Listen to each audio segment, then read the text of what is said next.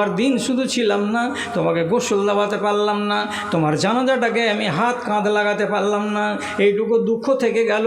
এই দুঃখের জন্য কিন্তু আমি দুঃখিত নই, আমি আনন্দিত। কেন?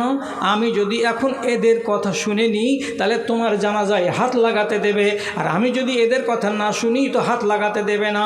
আমি হক দিনকে পয়মাল করার জন্য ওদের কথা শুনবো না, ওদের কথা মানবো না, তোমার খাটলিতে হাত লাগাতে যাব না। যাইনি। ইমানের পথে যদি বাধা হয়ে দাঁড়ায় কেউ, আপনি ত্যাগ করে দেন সমাজকে। দরকার নেই সমাজের, একাই থাকবো আল্লাহর দুনিয়াতে, এসেছি একাই, বাঁচবো একাই, কবরে যাবো একাই, হাসরের ময়দানে দৌড়াবো তো একাই, বাপ সাথে থাকবে না, হিসাব দেবো একাই, জান্নাতে যাবো একাই। আর সারাটা হাজে পাড়ার লোক শিখে রাখুন, কিয়ামতের দিন কোনো রিশতা থাকবে না, বাপ থাকবে না, মা থাকবে না, শ্বশুর থাকবে না, শাশুড়ি থাকবে না, কেউ থাকবে না রিশতা। শুধু আল্লাহ পাকের নবীর যেটি আল মানে পরিবার, এই লোকটির রিশতা থাকবে, তাছাড়া পৃথিবীর কোনো লোকের রিশতা থাকবে না। কিসের চিন্তা আছে? বংশ ছেড়ে দিতে হবে যদি দরকার লাগে। তো আমি আপনাকে কি বলবো, খুব সঠিক কথা বলছি, খুব সত্য কথা বলছি।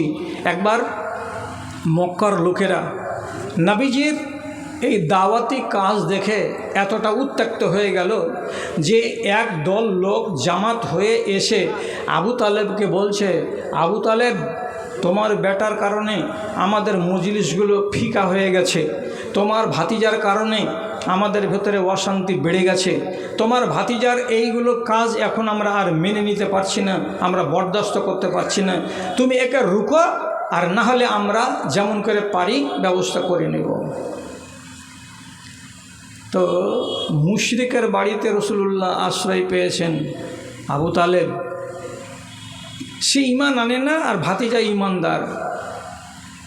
শেষে তখন বলছে কি করব, জাফরকে বলছে, না দে মুহাম্মাদান, রে বেটা জাফর, তোর চাচাতো ভাই মুহাম্মদকে ডেকে নিয়ে আই। এতগুলো লোকের চাপ আর কতদিন সহ্য করব? তোর ভাই কি বলছে আর কি না বলছে, লোকেরা এসে এখানে আপত্তি দাখিল করছে, আর এতগুলো শিকায়েত কতদিন শুনবো, আর শোনার ইচ্ছা করে না। তো যা ডেকে নিয়ে আই মুহাম্মদকে। জাফর রাদিয়াল্লাহু তাআলা আনহু মুহাম্মদকে, চাচাতো ভাইকে ডেকে বাড়ি নিয়ে আসলো। তো বাড়িতে 10-15 জন লোক, সে তাবড় লোক, সিয়ানা লোক, যারা বংশের মাতব্বর, তারা এখানে হাজির। তখন চাচা সামনাসামনি বলছে যে, বেটা এই যে করছো তুমি, এরা মানতে পারছে না, এদের অনেক ক্ষতি হচ্ছে, এদের শান্তি নাই জীবনে, তো এরা এখন একটা শেষ চ্যালেঞ্জ করে দিয়েছে, হয় তুমি রুকে যাও আমার কথা শুনে, আর না যদি তুমি রুকবে তাহলে এরা যেমন করে তোমাকে রুকার হয় তেমন করেই রুকে দেবে। নবীজি কি বলছেন? মা আনাবে আকদারা আনা আদালাহুম জালেকা ইন তুশইলু লি নারান মিন হাযিহি শামসে। সহিহ হাদিস, সিলসিলা সহিহা। তিনি কি বলছেন? চাচা, আপনাকে চাচা বলে জানি না, বাপ বলে জানি, ছোট থেকে দেখে আসছেন, এত দিন দেখে আসলেন, পিছন দিকে আপনি আমার ছাতার মতো দাঁড়িয়েছিলেন, আজকে এই লোকেদের কথা শুনে আমাকে বলছেন থেমে যাও, আর না হলে ওরা তোমাকে থামিয়ে দেবে।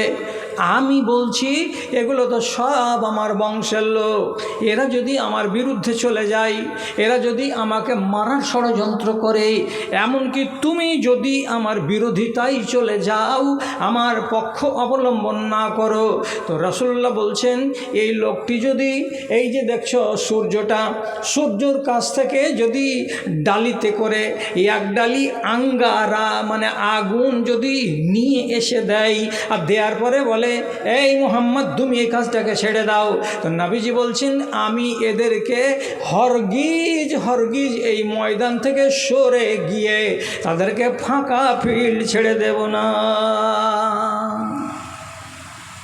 বংশকে আমি বুঝি না, চলে যাক বংশ আড়ালে, বংশ আমার সব পিছন দিকে চলে যাক, কিন্তু আমি হরগিজ এই ময়দান ফাঁকা, এদেরকে আমি ছেড়ে দেব না।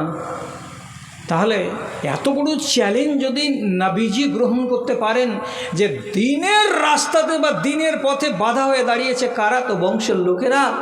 বংশকে তিনি পরোয়া করলেন না যে তোমরা আলাদা হয়ে যাও, আমাকে ছেড়ে দাও। আপনি আর আমি কি পারি? এত বড় ঈমান তো নেই। কেন নেই?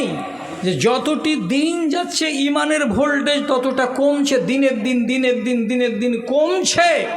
আর সকালবেলায় চায়ের দোকানে আমার ভাইদের সঙ্গে যখন দেখা হবে কোন একজন আলেমের, আপনি তাকে চা খাইয়ে জিজ্ঞেস করবেন কথাটা সত্য না কথাটা মিথ্যা, যে হাজি মৌলানা রসুলের যুগে যেটা ঈমান ছিল এখনকার যুগে সে ঈমান নাকি নাই?